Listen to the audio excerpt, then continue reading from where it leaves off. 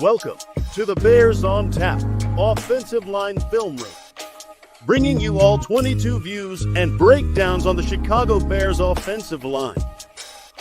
Presented by Quentin Q. Crisco and the one and only Ron Luce.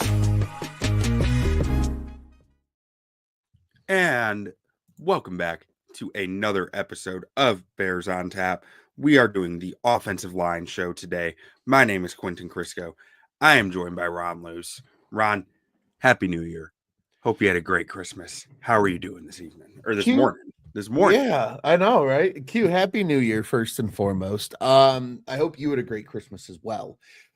Because of the holidays, Bears on Tap has looked a lot different, either whether it's been different days we're running, like today, of course, or just different personnel. We've had a very colorful group of I guess options for those that join us here habitually on Bears on Tap. But it's been great over the holiday season. The Bears have been playing good football, so that makes it a lot more fun as well. But dude, I'm excited. I know we've had a couple of misses because of the holidays with this show, so I'm really happy that we get to start the new year off breaking down some old line tape. Man, I'm doing well. How was your new year?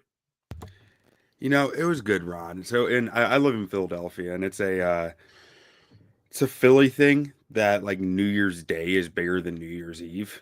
So it's like New Year's Eve, like we went out at like till midnight, and then at midnight it was like, okay, we're going home. But yesterday we had a whole big group of people over at our house, and nice. It was a day-long drinking event essentially, where we ended up going out to the Mummers Parade and a whole big thing. But that's electric. I'm feeling the alcohol a little right now, but like it can't stop me from doing the O-line tape. Hell yeah, I love that, man.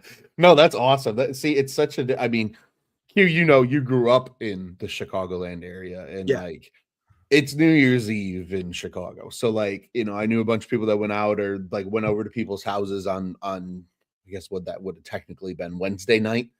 And then like yesterday is just like life returns to normal. It's kind of funny how New Year's Day is treated around here. It is I will say this, New Year's Day has become a very big bar going day in the Chicagoland area, because a lot of bars open at they'll open at like 11 a.m. or noon, a little later in the day, and later by like weekend standards, but earlier by weekday standards. And a lot of people seem to take up on that, but nothing as cool as Philly. That sounds like a great time. Yeah, it's the Mummers Day Parade, which is a event that goes back hundreds of years. It is I'd suggest anyone, if you're curious about, to Google it. I can't even explain what a mummer is or what their parade is.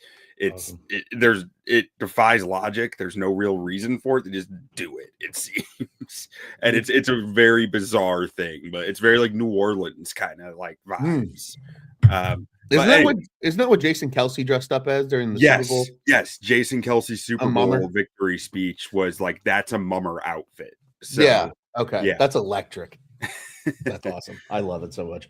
But let's get to the tape. Let's get to our Chicago Bears. We got Scott in the comments saying, Happy New Year's. Exciting time to be a Bears fan. It absolutely is. And let's see what we got here. I got about 2.5 minutes of tape cut up here, 2.25 minutes here. And we got a pass play right here. And I think this one, we'll let it run through and see how it plays out. I cut this all up back on like Tuesday, so I don't exactly recall. So we're all going to get surprised together. Yeah. Okay, so Darnell takes care of business here. I love when Darnell's on a D tackle. It just feels like there's no way the guy can win. Yeah, Darnell Wright, big enough to block a D tackle, but agile enough where unless you're Aaron Donald-esque, you probably don't have much of a chance against Wright. Yeah. At least not one-on-one. Right. And I know there are a handful of plays in here that aren't like terribly about the offensive line. I thought the O-line actually had kind of a rough day in this one. But some of the plays are just like, there were some awesome plays in this game that you had to get in here. Definitely. I'll tell you what, though, this is, in my opinion, great play action. I love Dalman's technique here. He really gets into almost kind of a run fit and really does sell the play action. You know, it's good action on the front side from Trapilo as well as the future Hall of Famer, Mr. Joe Thuney. And then, I mean, what a clinic one-on-one from Darnell Wright. But let's not lose sight of, I mean, Cole Kmet one-on-one takes care of a defensive end here as well. Yeah, it's a great point. Again, I think just we're no line show, but tight ends are an extension of the offensive line. Yeah. Cole Kmet's been such a revelation, I think, in terms of how well he's been able to take on, again, D ends one-on-one. Like, more than anybody in this offense, they ask him to do a lot when it comes to, I mean, blocking guys that are just simply usually bigger and stronger than he is. Like, that's just what it is. But man, he's been brilliant. And that's why you get pockets like this for Caleb when he's fully turning his back to the defense. He knows he's not going to feel any pressure immediately in his face. And then, I mean, the one-on-one with Darnell is a thing of beauty. I mean, to absorb the spin, and then as soon as the guy goes to reset, to just smack his hands down and say, "You're done. You've had enough. We're throwing you out the club. You're done. Yeah. You threw up all over yourself." This is, I mean, that's how you want it to look when you run play action, man. And then on the other end, I mean, watching Colston Loveland get involved is just, you always kind of get a little excited nowadays when 84 is getting involved in the offense. Yeah. This was a bit of a hospital ball from Caleb, though. Not going to lie. Just a little bit. Yeah. Yeah. He had a lot of great choices and throws in this one. That was the one choice where I was like, I did not like that decision. I'll tell you what. One in a game, I can live with that. We haven't seen a lot of hospital balls from Caleb at all this year. We have. And really, even last year, like, there weren't that many like, Caleb Williams does not throw a lot of hospital balls. No. He's not Tua Tagovailoa, who literally has made a career throwing those. So, something I noticed in this game, and, you know, I'm probably a little biased on this. If anyone who had seen my Twitter profile in draft season, the header was draft CJ West, no matter what.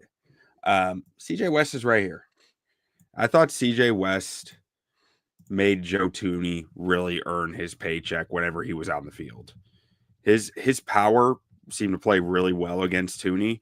Mm-hmm. And like Thuney does a good job on this rep of managing it, but like West got him pushed back in the pocket more than you see a lot of times with Thuney throughout this game, which I thought was interesting. Really, when I graded this week, it was a rougher game for the interior in general. Thuney was somewhere in like the 70s. I think he was really strong in run blocking this week, but they didn't run that much. His pass blocking was a bit below where you typically see it being. Still above average, but like definitely it wasn't in the elite range that we see sometimes. I think it's because San Fran has so much power in their D tackle room. I agree. I think, you know, it's funny.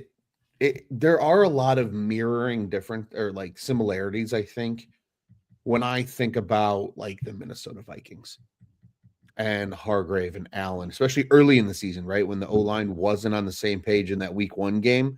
I feel like that's really the last time we saw Joe Thuney kind of go for a ride, is what I call it, right? Yeah. Kind of go for a ride at times. And I agree with you, man. I mean, that's the one downside to Joe Thuney as an offensive guard is he's not the biggest guy. Like he is, right? He's a tackle. He's a tackle frame without the length. So he kicked into guard where he's been like outstanding, but he's still more of a finesse player. Definitely. Well, guard tends to be a spot where you're like, okay, we want a power player. Exactly. Which is, he's an all-pro. He's really good at what he does, but like that kind of comes into play there. And you can see the grades that I gave out for this game. It was Dalman and Jackson were it's 2 weeks in a row now where they're a little below where we've expected them to be, which is just worth noting.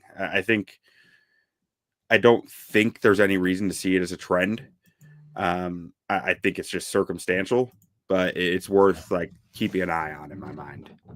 Definitely. I also think teams are just figuring out how to attack Jonah Jackson. Yeah. And if they're going to truly just pick him out one-on-one, you're going to see a little bit more of that, I think. Really quick, too, back to Thuney here, though. I think what makes Thuney so good, though, is his technical ability. Mm-hmm.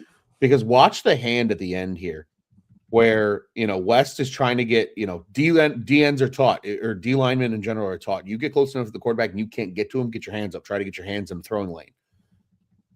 Thuney takes that hand that he's trying to get up and bends it out of the throwing lane. Yeah.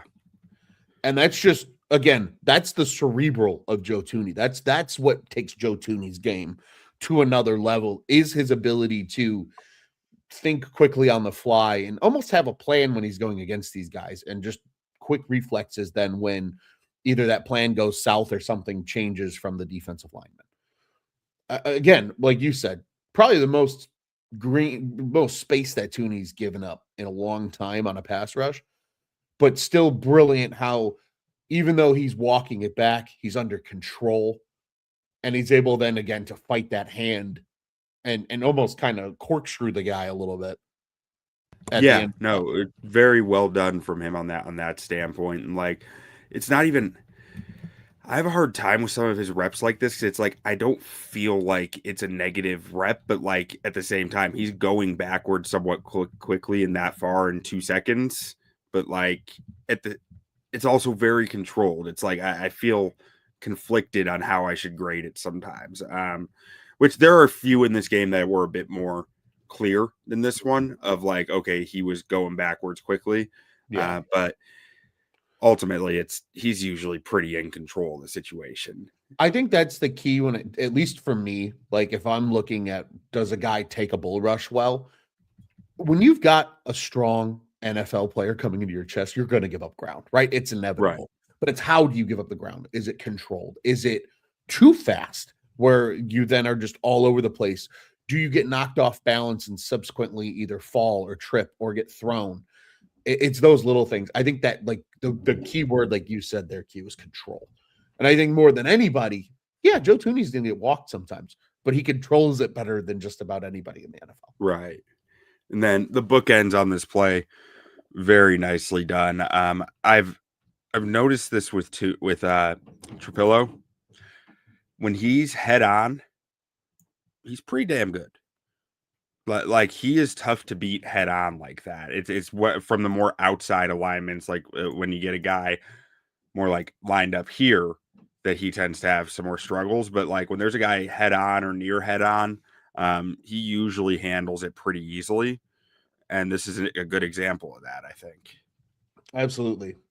When you can, this is something that Ben Johnson's got a type. Q. Ryan Poles is starting to have a type because he's been around Ben Johnson too long. I think what they like in these guys is, again, they like that guy that brings the brutal strength to the point of attack, because you can scheme it up. If they're going to bring, a guy off the edge on the rush, you can scheme it up to have Luther Burden inside release, right? You can scheme it up to have a tight end chip or a running back chip. But when they're head up, and especially now, right? NFL defenses are going this way. They're going horizontally. They're going laterally, right?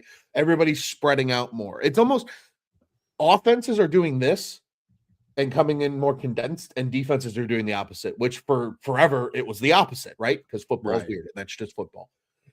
And I think because of that, though, when you get these instances where you're going to have ends, especially if they bring kind of 5 up to the line like they did in this scenario, over one of your tackles on both sides, Darnell Wright and Ozzy Trapilo in a jump set one-on-one are going to win probably 99 times out of 100. Yeah.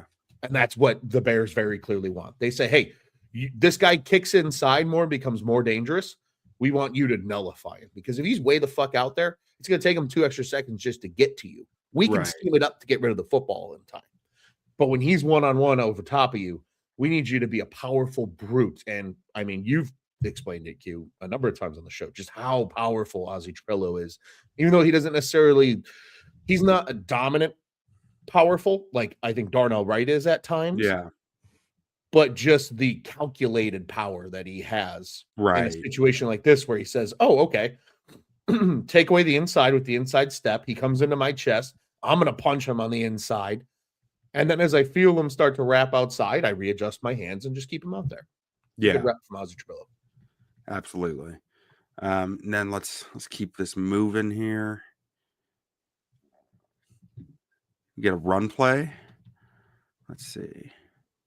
Little outside zone, looks like. Mm-hmm.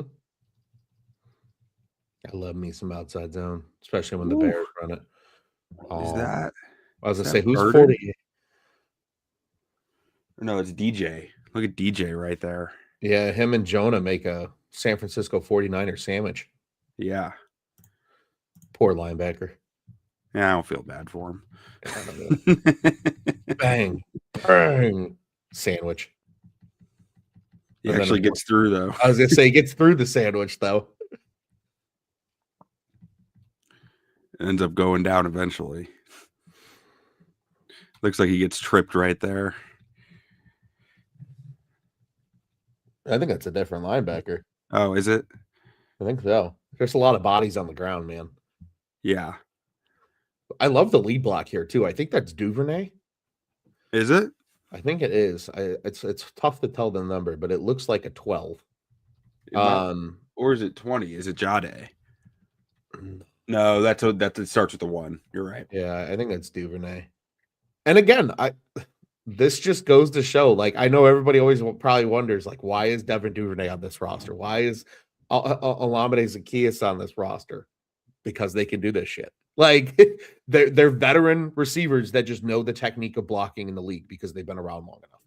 Yeah. And you need those guys. They're important in the Ben Johnson offense when Devin Duvernay is the one leading DeAndre Swift to the edge here, right? I mean, that's... Yeah, well, and with Duvernay, like, I mean, we know he's fast, right? Like, yeah, that's the main thing he brings to the table. You need a guy who's fast enough here to get that hand on number 90 so Darnell can seal him and then get the hell out in front and still lead block. Like, that takes speed. So, like, that's probably why he's in on this play, in my mind, is you need to weaponize his speed. Also, really good block by Luther Burden that ends in a pancake. Yeah, that's why I initially said I thought that was Burden on the backer, because I remember this play watching live and being like, "Ooh, pancake!" Like Luther Burden, I see you. That's that dog. That's a dog that Ben Johnson was asking about that they're getting. I'm telling you, man, I want to know what all these other scouts were watching, because we all knew Luther Burden coming out of college was a good football player. Yeah. Like, what they were watching to let him slip to 39. So I had him graded early second round. So like maybe I can give a little insight to my thought process, at least, was he was a hard read. He like, you watch his tape, he's not exactly the fastest guy. He's different. He is such a different physical, like, archetype than what you are typically looking for. Not that that's bad, but it's just, it was like, how do I compare this guy to someone? Like, where does he, like, he's just someone I've seen some people starting to throw around Antonio Brown as a comp. Like, and I'm like, okay, maybe that makes some sense, but like, because Antonio Brown was kind of the same way. He wasn't the fastest, he wasn't the biggest, but it was like his change of direction and just initial burst was wild. And that's kind of what I think you get with Burden, where when I watched his college tape, I was like, can he separate at the NFL level? I don't know. Like, his speed doesn't seem like it's enough on the field. I know the guy ran like a 4.4, but on the field, I don't think he runs a 4.4, you know? Right. Yeah, straight line speed and football speed are two different things. So I agree with you there, kid. He was a very tough read for me. Okay. And I imagined it was the same for a lot of NFL teams if he fell that far, on top of some of the off-field questions, I think, that kind of came with him that haven't really seemed to be an issue to this point. I think that, to me, it's the off-field stuff. And especially when, like, this happens just in general, where a guy is like the dude in a program or the dude in high school, and like they just kind of do whatever they want because they know they're the dude. Once you get to the NFL, you're no longer the dude. You're one of many dudes. And you kind of got to earn your keep, right? And I think that also speaks to the Bears culture in that room, and having guys like DJ and Rome and Zacchaeus and all those like in that room. Antoine Randall, I think, is a huge piece of that too, right? So I think for the Bears, it made a lot of sense why they took him. But I like that comp, Q. I really do. I think the Antonio Brown comp is good because let's not forget Antonio Brown went very late in the NFL draft because a lot of people weren't sure he could separate at the NFL level. But the burst is definitely what you see. And then again, I think Luther Burden's willingness to be a blocker is fantastic because he motherfucks people when he gets the opportunity. Yeah. Ron, I know you'll love this one. I love me a well-executed screen. They're very hard to come by. They're really just crushing, like you always say, selling the pass set. Like, they are doing such a nice job of that. Like, they're such a hard defense or offensive line to read on their intentions. The veteran aspect probably goes a long way there, but like, I mean, this isn't even selling pass. This is selling play action or run, right? Like, you are selling the run on a screen. Like, that's so sick. Yeah, I think it's great play design because just by nature of making it a play action, you're forcing the defense now to read, react, and then say, oh shit, I need to get upfield. And it's in that split second of I need to get upfield where they're getting late or they're getting, tossed or whatever. And all of a sudden it becomes a screen right in their back pocket. It's a beautiful design. And I'll tell you what, I think more than anything, Ben Johnson said, I love to run screens. Who are the 3 best interior offensive linemen in the NFL at running screens? I want them. And I think they found them.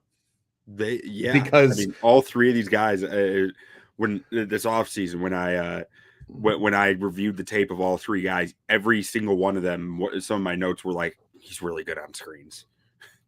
And I'll tell you what, obviously on this play, Thuney is part of that play action with the pull here, but Thuney's good at it too. Like, if you ever go watch Q, I know you've watched some cool clinics. They're fun to watch. They're great. For those that don't know what a cool clinic is, cool clinics are offensive line coaches. Literally coaches of offensive line. Yeah, it's literally what it stands for. And it's they're like educational clinics. They're great to watch if you want to learn a lot about O-line play. But Andy Heck, who's the O-line coach in Kansas City, has one from recently that I've watched quite a bit. And Joe Thuney's in it, and especially the screen part, and just the technique is there.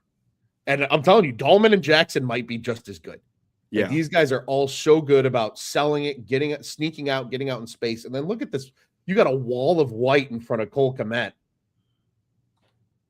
Like a parade down the middle of the field. Number, what is that, 48 really wrecks this. Great play by him. But like this could have kept going for more. 48 doesn't dive down and essentially take out Trapilo and Kmet in one full swoop.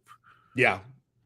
No, a hell of a play by him to submarine the wall essentially here and take away the play. Because otherwise, I mean, if he looks at him and tries to give him a head fake or something, like you said, I think Cole Kmet's cutting this inside and has another at least 10 yards. Yeah. Yeah, something like that. Because I mean, you're also talking defensive backs trying to tackle Cole Kmet. Like, that's not exactly an easy task either. Absolutely. But to you mentioned the cool clinics. I just gotta shout out that they're like their motto and their logo is one of my favorite things I've seen. It's like the Mushroom Society. The Mushroom Society. Because mushrooms eat shit and grow in the dark. Shit, grow in the dark. Line coaches are fed shit and expected to grow things in the dark out of sight. Like it's just a great analogy. Like I think it's so good. It is a great analogy, Q. I'll tell you what, if for those that are really into cool clinics, the Mushroom Society, they just started like a whole like community program right around like Thanksgiving, where you've all access to all cool clinics, and it's like a bunch of O-line coaches and stuff. It's really cool. If you're an O-line sicko, highly recommend. Yeah. I'll have to check that out. I didn't know about that. Very new. So let's see. This is another one where CJ West gave Thuney some trouble. They're talking 99 there with the dreads hanging out the helmet. And again, it's like Thuney starts this rep outstanding in my mind. He forces West where he wants him to be. He gets set, gets to that spot, and then West is just able to kind of adjust and get that hand in the chest from there, though. Mm-hmm. And then just push, and find that edge. Yeah. That's really where I knocked it. It was because West found his edge right here.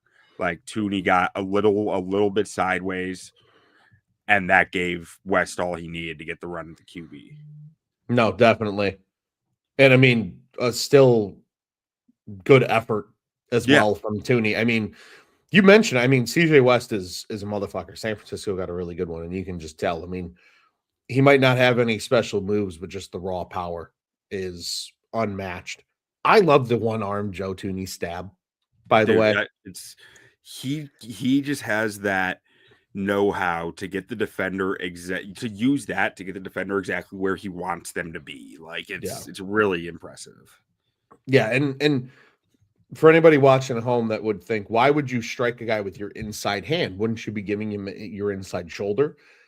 In theory, you could, but if you land that strike, because the way Joe Thuney throws it, he throws it opposite. So he's throwing it at the outside shoulder of the other guy. So to your point, Q, it's right where he wants him. He doesn't want to get beat to his edge. He wants the guy to have to come back inside on him because he knows I can adjust my hands. I can bring my backside hand and work him inside and then readjust that strike hand to get him where I want him to be. And then once I'm in control, I can just sit there and dance with him all day and just walk him back because I know I trust his feet all day. Like he has some of the sweetest feet in the NFL for an offensive lineman.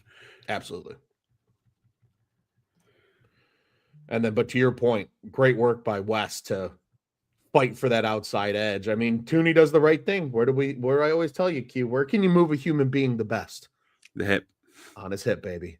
Get that hand on the hip and get him past. And that's what Joe Thuney's trying to do here. And again, though, CJ West is just the motherfucker. And I mean, Caleb really gets rid of the ball too, which is brownie points. But that's like you said, Q. Joe Thuney's earning his paycheck in this game. And then outside of that, I think this is a nice rep from Dalman on another rookie, on Alfred Collins, who was another guy I really liked, but I didn't think quite had the pass rush juice that CJ West did.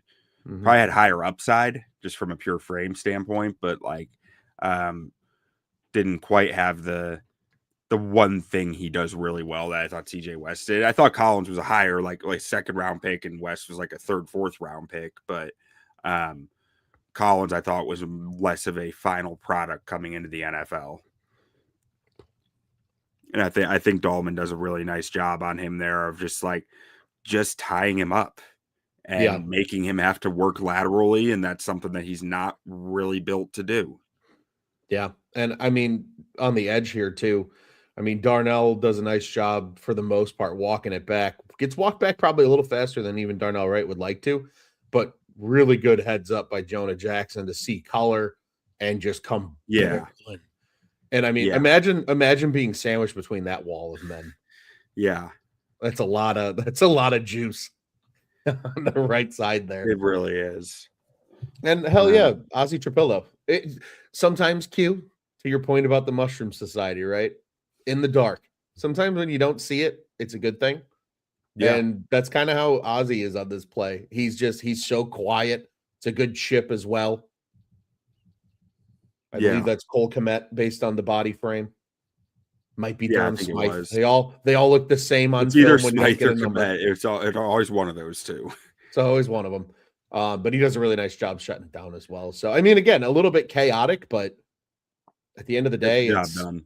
Yeah, almost 4 seconds, and Caleb's able to get rid of a football. So I mean, that's about all you can ask for. Yeah. And so I believe was this the touchdown to Burden? I believe so. Which when you look at where West is when this throw is made, like what a throw. Caleb's gross, man. I'm telling you, this is like standing in there with CJ West is like 330 pounds. Like, it's a large human being. yeah. Oh yeah, just on a fucking rope. Yeah, and on the money too. Like you couldn't have thrown that ball any better. No, he's so good, Q. I know. We have a quarterback. It's so nice. So nice. Like we all got what we wanted for Christmas, which is the Bears to have a good team and a quarterback for the future, and we got both of them. I wish the all 22 had the view of Burden's celebration though. You just get the start of it. What does he end up see his doing? celebration? No, I don't think I did. He did like a whole like diva on the runway thing. It was hysterical. That's electric. This looks a little more like inside zone here, just off the rip. Again, the Bears, in my opinion, don't really run like what I would call true inside zone. Yeah. It's almost more like a mid zone. And I've got this in here for this combo primarily for Darnell. I think this is a heck of a block. A thing of beauty. Yeah. Oh, yeah.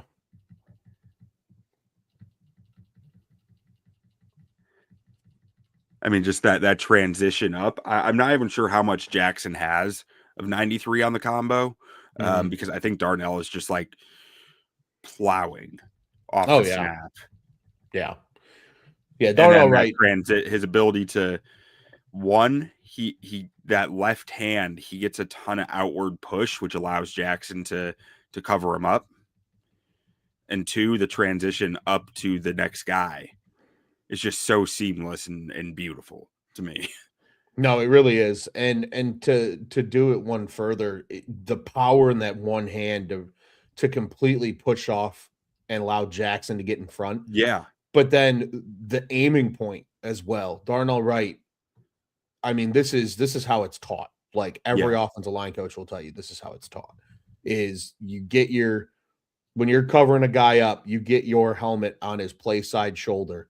Mm-hmm. You lock in, and if you can't hook him, you throw him out the club. And there's nobody in the world better at throwing guys out the club than Darnell Wright. And he does it here. He gets his hand on that backside shoulder and just takes him for a ride and throws him out of the plane. And again, if it wasn't for this outside corner coming off here and, submarining at Manungai's legs, this thing's out the front gate and might go for a score. Yeah. Or he's at least one-on-one with the free safety, which I'll take my money on Kyle Manungai more often than not. Yeah. And I think Dalman, I'm a little conflicted on Dalman on some of these because it's great. Like the result here is outstanding, but he does have a tendency to go 2 to 3 yards behind the line of scrimmage while trying to swing his feet and hips around here, which if this were to need to cut back, there are some times where it forces the cut back lane because Dalman gets a little too deep. This one wasn't quite there, but it was getting close, and he swings around and cuts it off beautifully in the end. But I get that there's some gray area there for me when he's having to lose that much ground to do it. I'll tell you what, though, Q, that's a bitch of a block for a center. It is, and that's why I feel so conflicted with it. Yeah, anything that's, and this is more not so, this is not lecturing you. This is talking to the listeners here, Q. But anytime you have a defensive tackle outside of either a true zero, which is head up on the center, or a 1, which is on the shoulder of the center, that's what you see in this play is called a 2-eye. It's inside shoulder of the guard. So that's a more of a traditional 2-eye. For Jonah to really not give anything at all here because of how the D tackle fires out at the line of scrimmage. I mean, that's where, technically speaking, Dalman's in the right spot. It's just, again, this is the Drew Dalman thing. He's smaller. He's more agile. Mm-hmm. Powerful players are going to get the best of him sometimes. And sometimes all he needs to do is just cover him up. And if he covers him up, you're happy, right? At least the play gets moving. It's not getting blown up at the point of attack. And that's essentially what happens here. And I think that's why it's just so impressive what he does here. Like, I Yeah. agree with you. I think if you're trying to grade it, you sit there and you go, well, I don't want you going 3 yards backwards, but when you think about the context of that's a bitch of a block, especially when you're solo. Usually I'll give him a good grade on that, unless it forces the running back's hand to go the other way. Fair. That's the And only that's time fair. where and even then it's like I do get conflicted with it because you're right. He is covering like a gap and a half right there. Like that's a lot. Yeah, it's a hell of a block, especially solo. Like, this is why I say, like, the Bears really don't run a lot of true inside zone. They just don't. It's more mid zone, because if that was true inside zone, that would almost be a little bit more of a combo block where Jackson's at least probably giving a hand and trying to do what Darnell Wright does later in the play, right? Kind of that one arm stiff arm and just get him off his spot. Guy Dalman some time to get those hips around. Right. But here, and again, this is some of the genius of Ben Johnson, how they run this offense, right? Like, you're asking Joe Thuney to go cut off a backside linebacker at the second level. You're asking Cole Kmet to come in motion and essentially be a lead puller. And then you've got Durham Smythe lining up as an old school, an I right fullback here effectively, right? You put a 45 on that, or a 41, and I think it's Lorenzo Neal lead blocking for LaDainian Tomlinson out there. Yeah. And that's how they get creative with the run scheme. And that's why they're able to run almost this more mid zone rather than like a true inside zone, because you've got the outside covered. So you can attack it off tackle like they do and really make, Darnell Wright and Jonah Jackson kind of your point of attack. And again, I think the fact Kyle Monangai got out of this without getting submarine there by that corner coming through is also just a testament to Kyle Monangai and his contact balance. And, you can't shoelace trip him. Like, you really got to wrap him up in order to get him down. And yeah, man, I mean, that Darnell Wright block sprung this, and it's fucking thing of beauty, man. Oh man. And I can't help but think, and this could be, I think if Monangai just like kept going left here instead of trying to juke again, I think he had the guy, but maybe it's like 50-50. I feel like he might have had him. And that was something that, like, because Q, I mean, building the board was always a lot of fun. Always is a lot of fun. Yeah. Watched a lot of Kyle Monangai, ironically. He was the first guy because Sonny told me to watch him with his Illini coverage because he went to Rutgers. And that was the one thing I always noticed. He's like, he picks one direction, he just goes. And sometimes he's going to run into tackles as a result of it, but he's going to give you his best, And I think the Bears kind of like that about him. They're just like, he's just so like bull sees red, go run. Yeah. And I think they're okay with that. But I agree with you. I think if he continues his trajectory left, I think he gets a few more yards, but I don't know if Monangai has that breakaway speed where he's not going to outrun, that backside safety or somebody like that that's trying to come and make the play. Which, this is what we're talking about, is Rutgers tape. This came up the other day with talking with a friend. He's faster than he was at Rutgers. He just is. Yes. In my mind. I don't know if he lost weight. I don't know if there was more explosiveness training involved. Like maybe Eric Bieniemy was really on him of like, we need to get that burst, that we need to improve it. But this guy fell to the 7th round for a reason, and it was because he was not this fast. No. And now he is this fast, and that is that changes his entire profile in my mind. I will say, Q, he does look a little smaller. Not like bad small. He looks more muscular than he did in college. Like, okay. I think what happened was the Bears said, get in the weight room, get on a good diet. Like, you're not eating, New Jersey, Rutgers food anymore. And no more cheesesteaks, no more. Yeah, no more walking up to a cheesesteak. No more pies from the pizza place. Exactly. I think there was some of that, because I agree with you. And he looked bigger in college, and not necessarily bigger of good weight, just bigger. I think he looks more defined in the NFL. And I think on top of that, to your point, though, I think the Eric Bieniemy effect is having a huge piece of that too. I mean, the guy's are a good running back coach for a reason, right? Yeah. All right, let's get on to this. Oh, so this is just in here for the throw. I'm gonna be honest. Okay. The line doesn't have to do a lot because They get the encroachment from the defense or the neutral zone infraction, whatever you call it. I've never actually really fully understood the difference, but nor have I. It's a stupid NFL thing. In college, this is what you have to do in college. You have to snap the ball to get the offsides call. So, and then it gives you free play. I did not even notice Theo on this play. Oh, I did. That's the best part. Is because so I noticed. I didn't notice it was this play. I saw the picture on Twitter of him throwing his hand up, but Theo's out there trying to get open, man. Theo is open.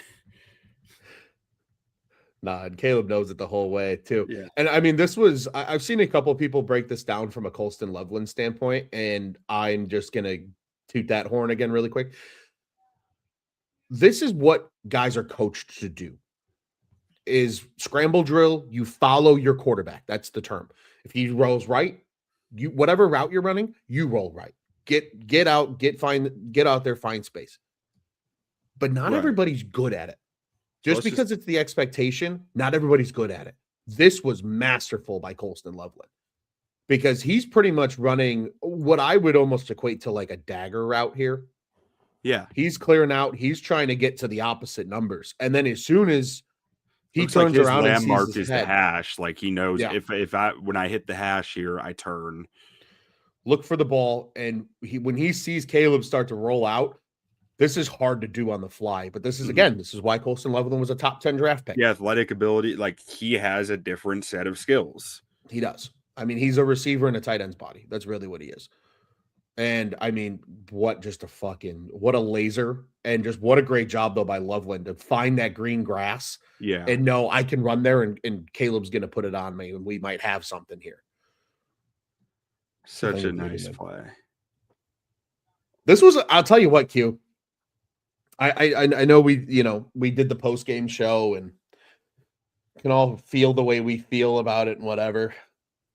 This is the first Bears game, I think, in probably 25 years that I've genuinely been okay the fact that they lost. Like, I was like, yeah, they lost, but like, we saw a lot of good shit in this game, man. Yeah. Again, feel good about from it. And even something I think is getting understated in this throw is essentially on the run. Like, he is one plant foot, two plant foot, ball out. Yeah, let it rip. After going to his right. Like, it's not the most difficult on the run throw, but it's still like 50 yards on the run. Like, that was not an easy plant. That was not easy footwork. That's something a year ago, Caleb does not get that footwork right. Like, this play is the definition of growth in his footwork. Definitely. And I think too, just the confidence too, knowing that fuck it. It's a free play. I'm throwing it up. Yeah. And I'm giving it all I got. And yeah, man, I mean, what a freaking piss missile. Yeah. I mean, you can't throw it any better. That thing is on a rope from 46 yards out. Like, that arm talent's not coachable. No. It just is.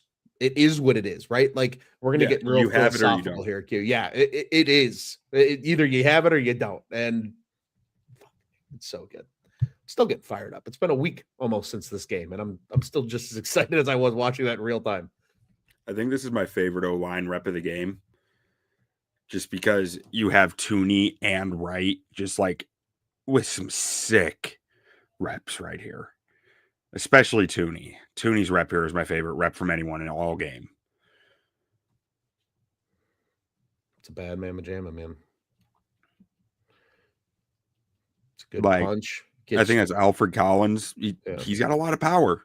Mm-hmm. Look at that angle that Thuney gets to right there. Mm-hmm. That is incredible. Like, that is so difficult to get to. And so the body flexibility, the body awareness, the trust you have to have in your ability to absorb that and hit the physics correctly. It's just so beautifully done. He gets walked into the pocket a little, but like like a lot of offensive guards, especially ones Thuney's size, are utterly blown up in that rep. Oh, for sure. I mean, that's the beauty of what Thuney does here. And you brought up that angle, right? Like you're taught as an offensive lineman, when you feel bull rushed, you sink. You sink and you dig your feet into the ground, which he does. But the fact that he can do it while matching Collins's angle is even more impressive because that's just genuinely hard to do. And he does a great job, and he's able to stand him back up, and that's when he's able to get control then again on that bull rush. You know, we saw Darnell Wright kind of do it, you know, at a few different times throughout this game as well, where like their DNs love to get low and try to dip that corner, and they just are able to match it. And it's impressive because that takes incredible core strength. It takes just incredible knowledge for like what your body can physically do. Yeah. Well, and like you watch the D end on right here. It looks like he's trying to kind of pull an inside move or like get the corner or an inside move, and he gets stuck in between, and he just says, "Screw it, I'm gonna bull rush right about here." Yep, like you said, gets low and says, "All right, I'm going." And Wright just says, "You're not going anywhere." By matching that angle, it's so well done. Yeah. And I think, you know, we discussed, right? Those three on the interior are veterans. Like those guys are good players. They've been around for a long time. But like, I think what Dan Rochar's done with Trapilo, Theo Benedict, Darnell Wright, these younger guys cannot be overstated because again, they're good football players, but you tap into their skill set even more and you teach them the things that they weren't able to do before. And now you've got Darnell Wright, again, looking like a legitimate all-pro. So I had some conversations with friend of the show, Robert Schmitz, in the past about Darnell Wright. And last year, I think by the end of the year, I did have some vocal statements out there of like, Darnell's talented, Darnell's good, but where is the development? Like, he can be better, and we should want him to be better because it's in there. And when I was the conversation with Robert Schmitz, we're like, is Wright bored? An athlete like this, who is just stuck playing offensive line, despite being such an incredible athlete, like he probably could have played other positions too. Like, is he bored with offensive line? And I think he might have been a little. I think good coaching can make a player not bored. And I think he has been challenged the right way by Rochar and developed the right way by Rochar this year, where we have seen him grow so much this season. More than we saw him grow from his first game in the league to the end of last season. We've seen him grow this year. Agreed. And yeah, you were vocal, Q. I remember talking through those with you in the off season, you know, when we were talking about roster construction.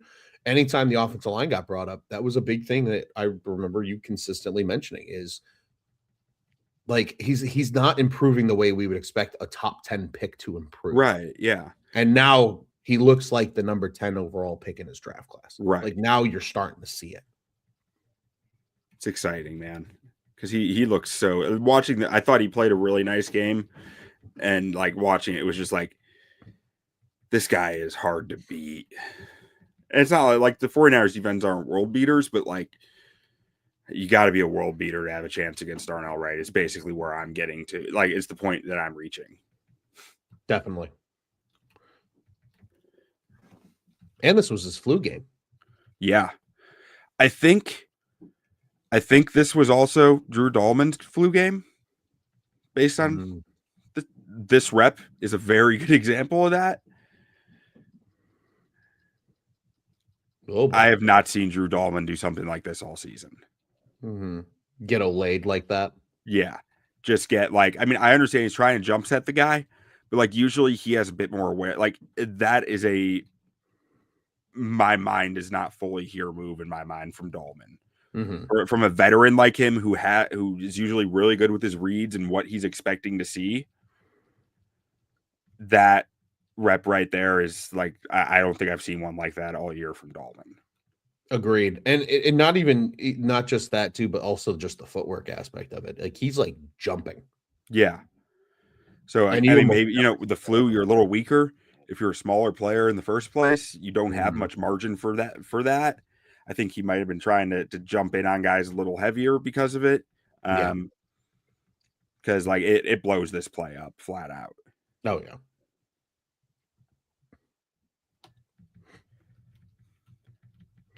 Let's wing back DeAndre Swift to you. Sorry, just a fun little Yeah. Again, I love fun little element wrinkle in the offense. Yeah, like like the Bears do it a lot, and I'll give credit too, because like the 49ers do it a lot too. And that's why these two were so fun to watch offensively. I will say this is around the point of the game where the 49ers defense, like, hats off to Robert Saleh. He had these dudes doing some wild stunts and blitzes and stuff that was just so fun to watch. Like this one, even like this is a nice stunt. Like Dalman gets beat there, but like also that guy is jumping a full gap there across his face with another guy coming into the hole where Dalman is. You know, yeah, definitely. That is a very well designed. Like I think that's going to hit with the looper. Even if Dalman picks the guy up, it's just going to be slower hitting, which is, you know, more manageable, definitely for an offense. But like it's still hitting. I was impressed by Robert Saleh in this game. Yeah, definitely. I mean, just the fact that those balls that he's getting rid of are even like semi in the area of a receiver, are just mind-boggling. All right, let's see what we're working with on this one. Oh, just eat the stunt at the point of attack. Yeah, this was really nice, I thought. That we're talking about Dalman and Jackson just like dismantling this stump before it can start by just grabbing their guys. Really, Jackson, I think, crushes it by just grabbing the defensive tackle in front of him or linebacker, whatever that is, and not letting him get behind the spiker. Yeah, and I think too, just the way Dalman's able to stand up the initial penetrator as well. I mean, they just and keep Jackson from getting crushed by him, like because that guy's entire job is crush Jackson, like crush Jackson and take Dalman that direction. Exactly. Yeah, this is a thing of beauty. Q really quick while we're looking at this. This is a fun comment from our comment section from EJ twice too. Caleb's the future Michael Jordan of football. I sure as hell hope so. Yeah. That's the goal. That's the idea. That's the generational #1 pick. So, and then I think that's really the main thing I was looking at on this rep. Darnell Wright, another very nice rep from him. Actually, he gets kind of. I don't love how he gets off balance here. This one was a rougher rep from him. I think I marked it just because I don't love this position he lands up in. He recovers from it, but I think that he was not very in control of the rep. Definitely. I think just because of how big Darnell Wright is too, it's really funny when he gets off balance because he looks so goofy when he does it. Because he's just so large, you know. Yeah, he is.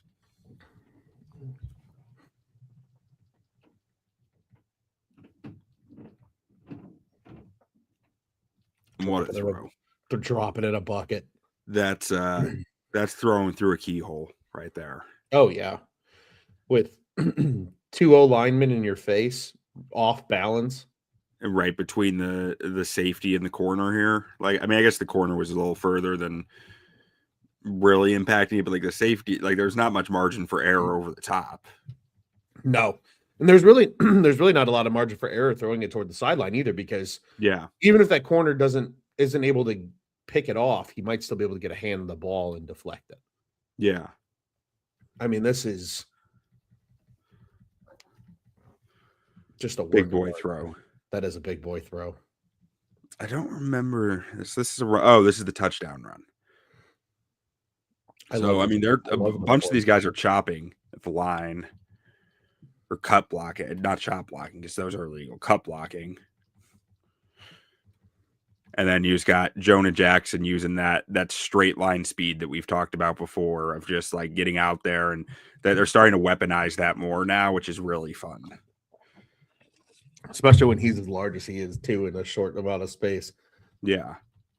Yeah. What a thing of beauty. And he does just enough. That's all you need there. You're not trying to spring a run for 25 yards. You need literally 20. Like you literally need 4 feet to get this ball in the end zone.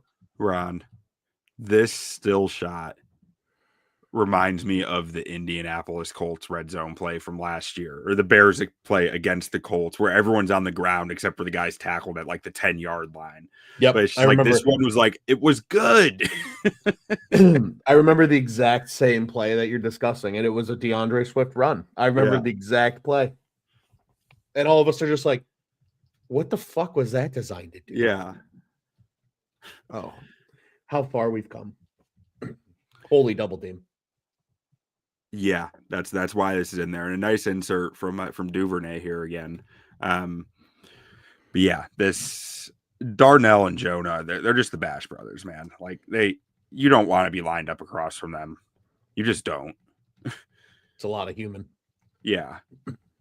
And look at Jonah just driving this dude. I think that's Collins, but like just driving him after the double's over. Like he's just, oh, I got him now. Like, got him dead to rights.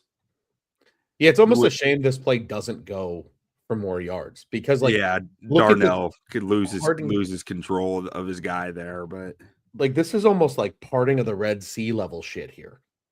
Yeah. And I mean, it's unfortunate too. Duvernay misses his block. Yeah, this is where getting receivers inserting on safeties.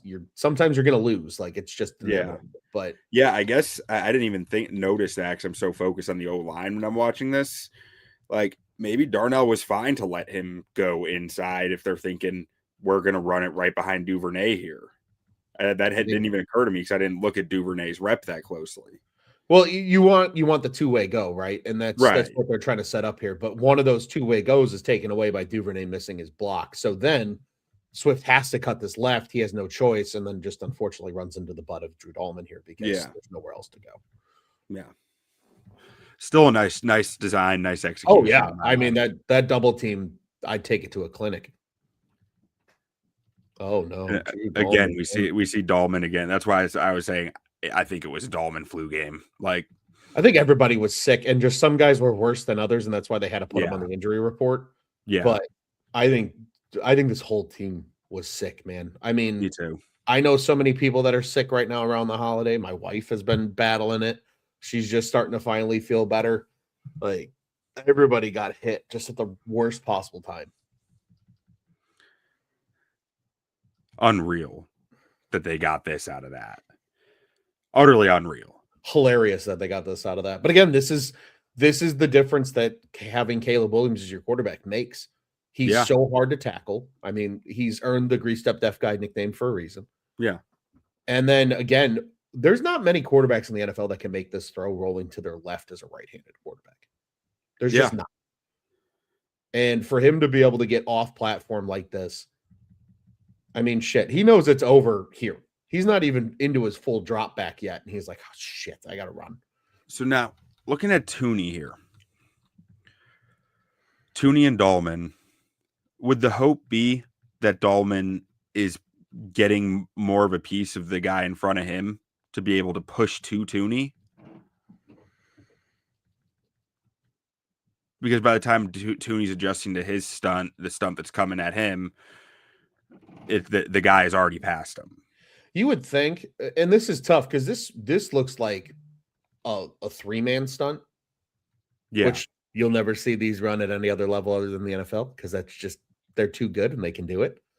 But that looper that Thuney's got here is going all the way to Jonah Jackson. Yeah. So in theory, it would be pass. Jackson's passing to Dalman, and then Jackson's taking the looper. But when that initial penetrator gets through, especially because he's crossing the face of Dalman, then it's over. It doesn't even matter at that point. Like pass blocking rules are out the window at that point. You're just praying to God that Caleb doesn't get sacked. Yeah. Okay. Hey, the defense is going to win sometimes. It happens. That's a stunt that they called. It's against the protection. They have the penetrator going away from the protection. That's a visual block for a center. Like sometimes the defense is going to win, man. Yeah. Why the 49ers have been so good this year with an injury-riddled defense is because, like you said, Robert Salah has done an incredible job of at least putting a competitive defense on the field. Yeah. Now on this one with Dalman, I'm curious your thoughts. Because I get him wanting to get a piece of this guy to line up Smythe's block for him. But does he commit too much to it? Like I know first level first, like that's what matters the most, but at the same time, do you feel like he overcommits to it and that costs like that lets the linebacker come into the backfield because there's no lead block at that point? I think so. The way this block is starting to hit, like looks like it's going to hit. This almost, if you want my honest opinion, this is supposed to be like a lead trap. Is what this play is supposed to be. It's supposed to be Dalman kicking out that end because Darnell Wright's climbing to the second level looking for that backside linebacker. You've got Jonah Jackson coming down. And as a result, yep, just like that, bang, he's up to the backside guy, 53 is Darnell Wright. And then you have Durham Smythe leading through for 48. Okay. And then that's your hole. That's the gap they want to run. So do you think Dalman was in a tough situation because he's moving fast but over pursues? I don't think he over pursues. So this is very new in my opinion in the world of offensive line play, but more than ever defensive ends are spiking hard inside, trying to spill everything to the linebackers on the outside. And as a result, linemen are now being taught to what is called you essentially just try to hook them, right? Yeah. That's what you're trying to do here. And unfortunately for Dalman, the guy gets too inside on him. Mm-hmm. And he isn't really able to just kind of seal him right there. Yeah. And I think what he's hoping is Smythe adjusts and tries to bounce it. Yeah. Gets wider on his run. And it just never gets there because and then again, Smythe is also instructed coming out of the backfield, blow up color. First, like you said, first level first, you got to blow up color. And I think it's just a really nice play by the D end here. He crashes so hard to the point that it takes away what should have been a trap. Yeah. Because we know Ben Johnson likes to run trap. He's not afraid of running trap. Yeah. Yeah. Okay. Really well executed. I think, the technical term it escaped my brain and then it came back to me just now. It's logging is what it's called. Okay. So you log a guy. So it's when you pull and because they're crashing inside, you just take them and you throw them into the pile of shit. Okay. Yeah. You keep them going that direction. Take their momentum and let their momentum work against them. Yes. Yeah. Because now, like, you're not going head on trying to create a big collision. Yeah. You're tossing a log on a pile. Fuck you. Go inside. Go inside and we'll let you be your own worst enemy. And then again, because Dalman goes to log him here, he just gets too much inside. Dalman's not really able to properly log. And then Smythe, again, knowing his rules, I got to blow up color. And I think that's why this happens. But because it looks like that's meant to be a quick hitting trap. And good defense against it. Yeah. Okay. That makes sense. That one, I was watching that one over and over trying to figure it out. Oh boy. So this run. Look at these splits. I know. That was my exact thought was the splits. That is a lot of space. Yeah, and it's funny. This is probably the one part of the Ben Johnson offense, Q, that unless you're in the meeting room, you don't know the purpose of these splits. Oh, I think we'll see it. Genuinely. Because I think we'll see it here in a sec. Fair enough. But because there's also the rule. It's an old Jim McNally rule. I know you know Jim McNally. Yeah. Mouse McNally. If there's a man in the gap, there is no gap. Right? Okay. So in theory, you could say, well, if Jonah Jackson's got a guy inside his shoulder here, maybe that big spacious gap should be between he and Darnell Wright. And then you're just covering him up essentially. Yeah. So I think this is cheese. This is cheese for a rat. I think this is a trap. I think it's a not it's a trick. It's a get this, like, take it. 93. We want you to take this. We dare you to not take this. Put him on an island. And it works beautifully because they get this cutback lane and that thing is gone. It's so pretty. And that's the beauty of it, man. When you can take advantage of a point player like that, because often in zone, the running back's taught to read the tightest technique and then read to the outside. It's usually tightest technique and then to the end. Right. And for them to just say, you know what, DeAndre, we're gonna let this guy think he's got a shot. Yeah. All Jonah's got to do is get on his hip and run him, and you've got what should be an excellent cutback lane here if all goes right. And it almost goes too right because, what a block by DJ Moore. What a block. I'm trying to get a number before I just talk out of my ass. I think that's Cole Kmet. What a block. I think it is too. Such incredible blocking from everybody else in the run scheme here, where this thing just the hole just almost magically opens up. Yeah. But yeah, holy DJ Moore block. I mean, like that second effort from Kmet right there to keep getting his guy outside the other direction now. Like, I mean, he doesn't just stop here at the block. He says, okay, now I'm going to turn you and I'm going to open this thing wide. I'll tell you what, man, I know a lot of people are poo-pooing DJ Moore because they're like, oh, he's expensive and he's not a huge part of the offense anymore. And the future is Burden and Rome and Loveland. But man, I just think he's too valuable when he can do shit like this. Dude, Ron, I think it was after the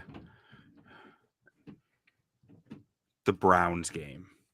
I said DJ Moore is good. Like, my hot take for the rest of the season was that DJ Moore was going to be the man the rest of the way. And I am still seeing that in the blocking. Obviously, this last game, Burden was the man, but 2 games ago, it was DJ Moore. And I think DJ Moore is fully bought in and fully understanding his role right now. And it's showing out. Like, I think it's a thing of beauty.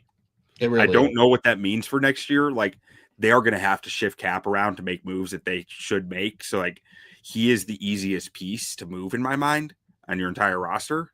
Yeah. That clears up a lot of money, but like, it's going to be tough because that block is outstanding. That block is outstanding.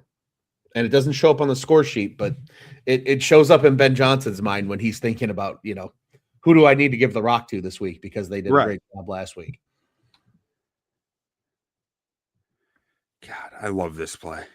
It's not the type of thing you can run over and over, because teams will pick up on it. But it's like I just love how they abuse the aggression of the defense right there. It's kind of just a fuck you play. Yeah. It's like, I know what you know, and I'm going to use it against you. Yeah. It's the sickoism of Ben Johnson. That's why he's such a fun coach. Yeah. Shanahan's the same way. I mean, they're all kind of the same way. Like, the best coaches in the NFL are all just sickos.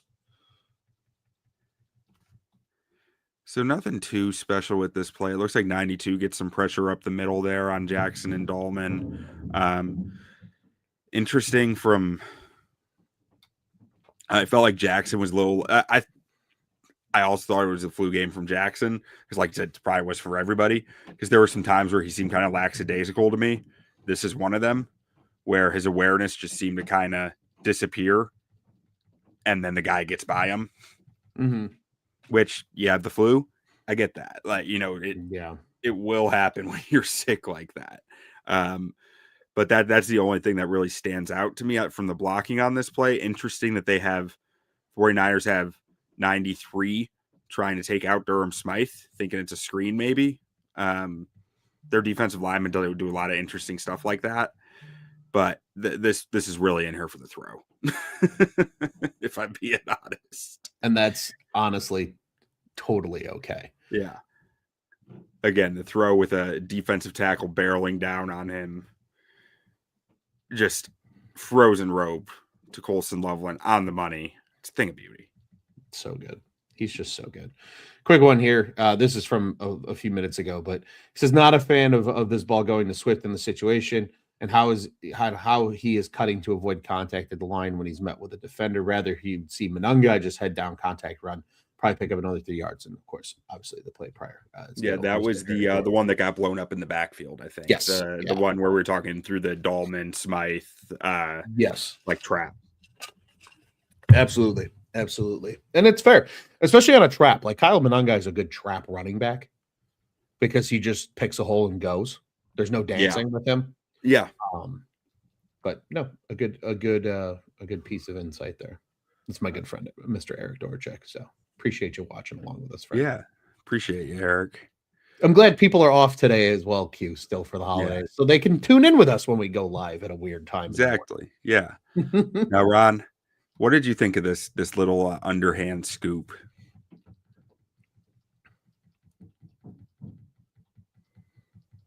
Like essentially a screen, but like more or less. To me, it looked to me like Jackson kind of failed to. He let his guy get to the one place that his guy shouldn't get to. Yeah. No, I agree. I agree completely. I think based on his body positioning, I think his entire desire is to keep 93 to, from our visual standpoint, the right side of that hash. Yeah. And because he fights back across, because you see Darnell trying to kind of olay his defender and does largely successfully, it should create a little bit of a pocket opening there for kind of just that one-man led screen with Dalman to be one-on-one with the linebacker. Yeah. So I agree with you, Q. I think you're spot on here. The little underhand shit that Caleb does is just fun too. Yeah, I like the play design. It's just it didn't quite get executed where you needed to. A good play is a well-executed play, and sometimes you're going to get those that aren't so well-executed. Yeah, they look good on paper, but they don't always look good on the field. This one was another where Jackson's awareness. It was late in the game, especially. You could see like Jackson felt like he was not fully present. Not in a way where I'm knocking him for it, just in a way where like I think he was dealing with sickness as well. Because like this one, you got to keep your head on a bit more of a swivel. I get like it might not be the most expected thing, but like I'm sure there's some more communication that's going. I'm sure Darnell's yelling something, and Jackson just doesn't hear it. You know? Yeah, I mean that's about as textbook as a spike as you can get. Yeah. But ball gets out. No harm, no foul.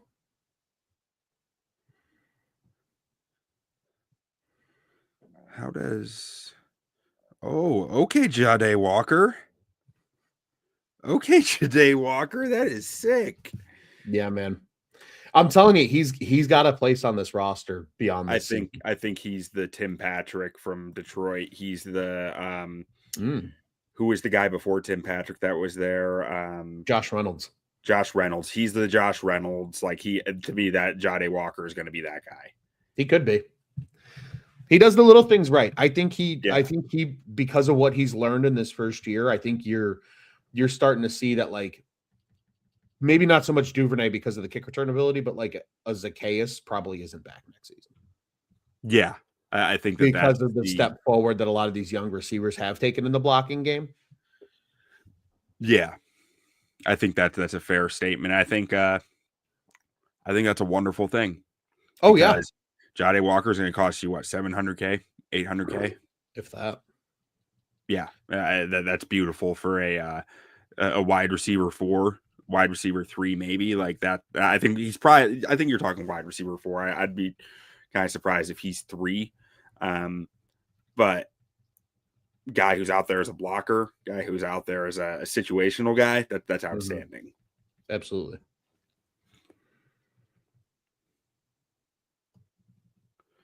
Another stunt.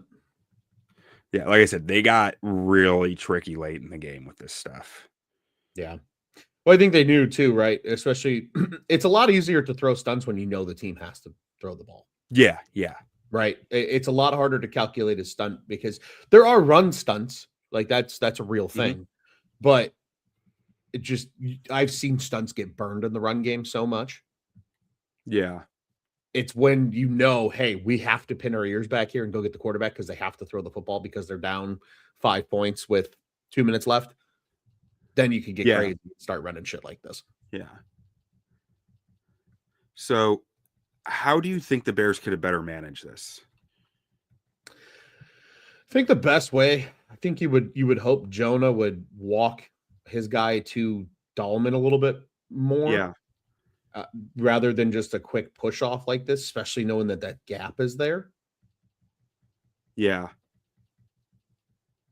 And I mean, I like what Jonah does. Yeah. Again, I think he reacts well to it not working, but like it still was. I gave them both a pour on this. I think I would have too. But I felt weird about giving either a bad on it because I felt like it was a team effort between the two.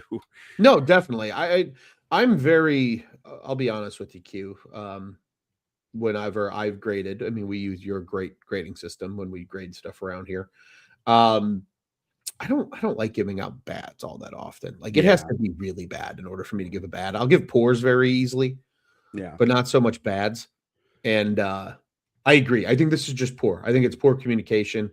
But I like that Jonah gets on him first level first, get your hand on the back, throw him out the club, and then just let Caleb go be Caleb and just at least get rid of this football. And then you live to see another day. Yeah. All right. Move it on. Let's see what we got on this one. Joe Thuney eating another bull rush. Yeah. From 94. I'm not even sure who 94 is. Big boy. Yeah.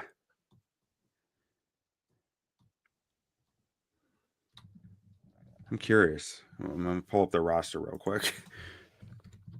Yeah, it's funny, especially with how banged up they are and just the way that defense has changed over the years. Like, I don't even know most of that defense anymore either. Yeah. 94. Oh, that's Yetur Gross-Matos. Carolina Panthers legend. Yeah. Yeah, he was a big, like, he's a big bully, like DN. So he's real strong. Like you can see those legs. Those are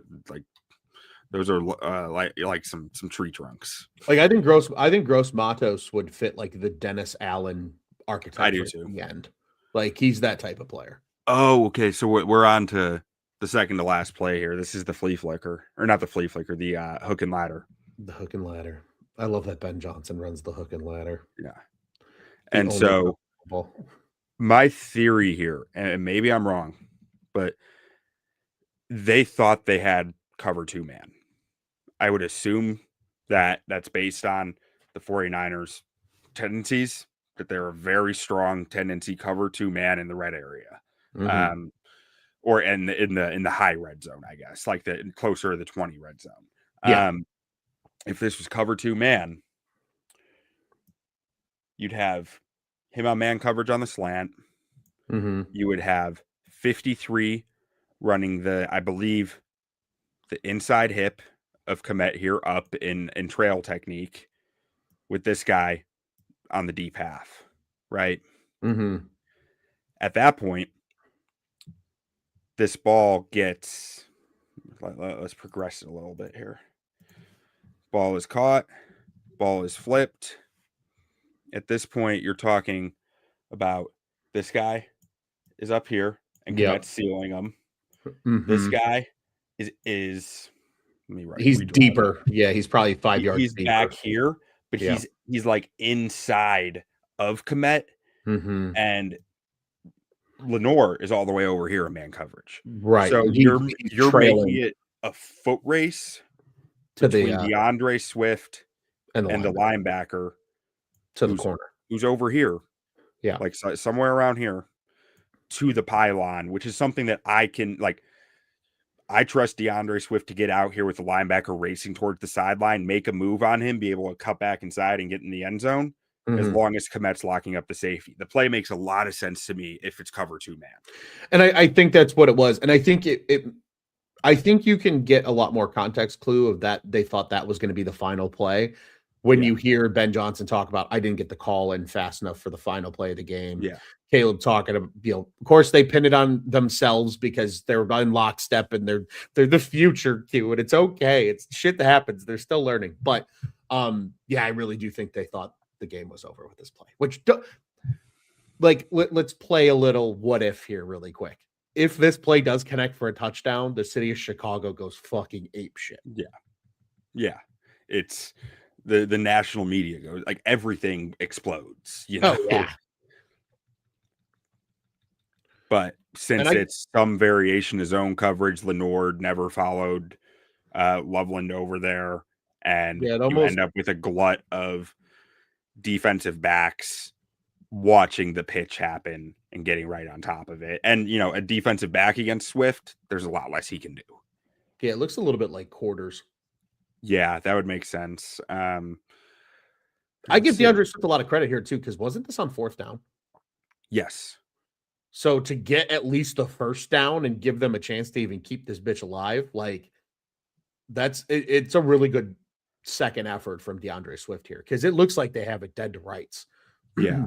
And then he just leans his head forward and gets across the pylon, like pretty much where you see him, or maybe it was 3rd down. Yeah, maybe this was quarters. I thought it was Tampa when I looked at it from the end zone view, but if it was Tampa, usually you only have one linebacker deep if it's Tampa. Yeah. Where does 48 go? How deep does 48 get? No, it's not Tampa. Okay, yeah, it's got to be quarters. Especially with how deep the corner, like with Lenore is a corner. He's not playing a flat. He's playing deep. Mm-hmm. Yeah, it's got to be quarters. Okay. But yeah, that second effort right there gets the first down. And again, even gives them a chance to keep it. God. And this was the final play, which, Ron, it's beyond me. And this is what tells me that they did not expect to need to run another play. They should have spiked this. 100% should have spiked it. You have one play no matter what. Why are you putting it's first down? You only have one play because the clock will only allow it to be one play. There's no point in rushing it. Right? Yeah. Spike it and then regroup and calculate. Yeah, I think you're right. And again, I think that's why they thought that, the hook and ladder was going to end the game. Yeah. I mean, that's what they were fully expecting. But man, this also, I don't know what the Bears play was that they were trying to run here. I don't know. I didn't look at the end zone view well enough to really determine that. But my God, Robert Saleh won the chess match on this play. Mm-hmm. Watch their D line.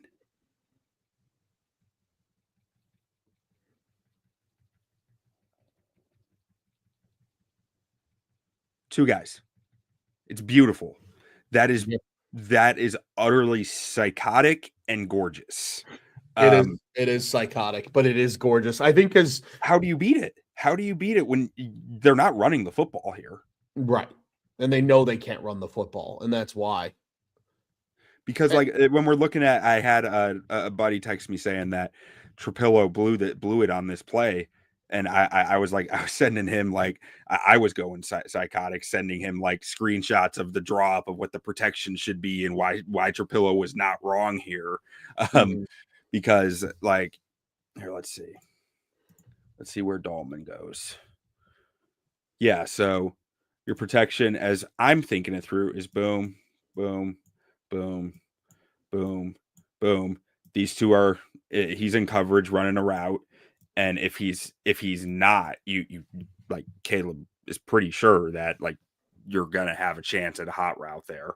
And then so ultimately, number 47, if he's coming, lands on 18, lands on Caleb. And that's why it's not on Trapilo on that play, because Trapilo can't protect 94. He doesn't know if 94 is coming or not. Right. He can't just say, I'm going to go get 48. Because I guarantee you what Robert Saleh told Yetur Gross-Matos, number 94, was if Trapilo dives out to 48, you run straight at the quarterback. Yeah. Oh, yeah. Absolutely. Because you will be able to, Most definitely. And so the D line just threatening long enough for 47 to get beyond the line of scrimmage. It's just so well executed, so well taught. And I'll tell you what, though, This is also good play design by the Bears because DeAndre Swift holds up 47 just long enough that he has to respect that swing. Yeah. And that's by design. That's a timing route. Plus, it also clears out that DB. This ball is supposed to hit right here. Yeah. Like this ball should hit I think that's DJ Moore coming across. That should hit DJ Moore on the drag. I bet you that's where the ball is designed to go. Yeah. And And all because the they literally drop in right to that spot, and then it's just shit. Make something happen out of nothing. Yeah. Because that's where look at Caleb's eyeballs. I mean, he's looking at Moore the whole way, and as soon as he sees that DJ's not going to be an option, he goes into greased up deaf guy mode. Yeah. And just tries to make something out of nothing. And the fact that they even get something here of like an opportunity is impressive. And it's a great play by Jade Walker, who comes in super late in this play. Yeah. And just tries to window. Get a piece. Yeah. You see him with his two hands up right there. He's just like, throw it my way. I got you, baby. Did you see the screenshot of DJ? No. Right about, I want to say. Oh, see, even Colston's telling him, he's like, just throw it up, baby. Yeah. I got you. Throw it up. Right about here. DJ is out of frame, like over here, waving his arms because there's nobody. Yeah, it's like it's an impossible throw, but it's also Caleb Williams, you know? Right. Like, yeah. Like, which I can't blame him for thinking. You can see Caleb thinking about it right here. His head just turned over to DJ. He's like, "Can I? No." I thought about it. Could you imagine though if that ball goes all the way back across the field for a touchdown? Yeah, just insane. But I mean, oh well, great job by Saleh on that. Yeah. Like hats off to him. That was an outstanding coverage or call from him to end the game. We need the Bears to win a football game this Sunday because I don't want to see these 49ers potentially. Yeah, no, I don't either. But Ron, any thoughts before we close this thing out? Man, this was a fun football game. I know the line maybe didn't have their best game, but that's what happens when you get good coaching. Robert Saleh is a great DC. He has been for a long time in this league. Kyle Shanahan's a great coach. This might have been one of the best football games of the year. Yeah. And I mean that genuinely, even though the Bears were on the wrong end of it. It gives me a lot of faith about where this team's going. This team's already playing with house money. They're a year ahead of, I think, where anybody thought they were going to be this year in terms of legit playoff contenders, maybe legitimate Super Bowl contenders. I don't even know. But the fact that you're able to go toe-to-toe in this chess match with one of the hottest offenses in football, and it came down to a last play, you had an opportunity to win. That's all you can ask for every single week. And I bet you, if you ask Ben, there's probably 3 or 4 things they do differently in this game, and maybe they win. And you take that and you put it in your back pocket because if you get into the playoffs, well, they're already in. But let's say you get beyond the first round of the playoffs. So now there's a chance you might see these 49ers again. We could have a rematch. I don't think that's completely out of the realm of possibility. So, but it'll hopefully be in Chicago. Yes, of course. Hopefully it's in Chicago. I think it would be no matter. Unless they get the number one winning the division. Unless they get the number 1 seed. Seattle and are they still okay? So that's where the scenarios are. So the best the Bears can be is obviously the 2 seed. This loss sealed them from being able to get the 1 seed. They have to win though on Sunday, or the Eagles have to lose for the Bears to lock up the 2.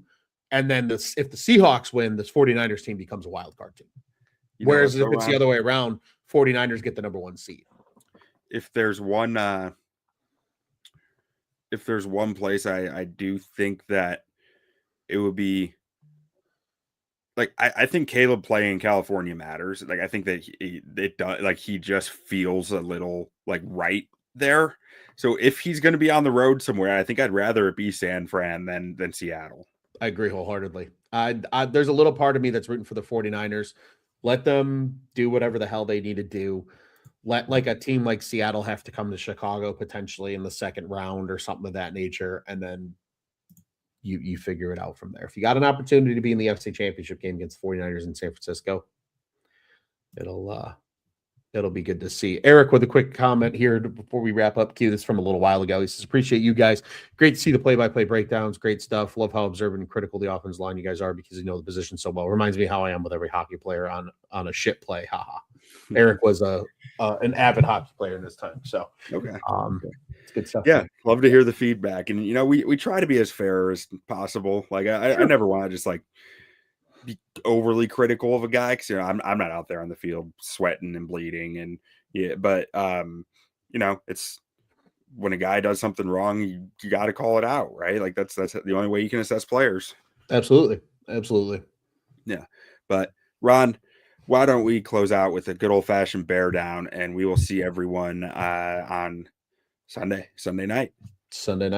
Bear down, baby. Bear down. Thanks, guys.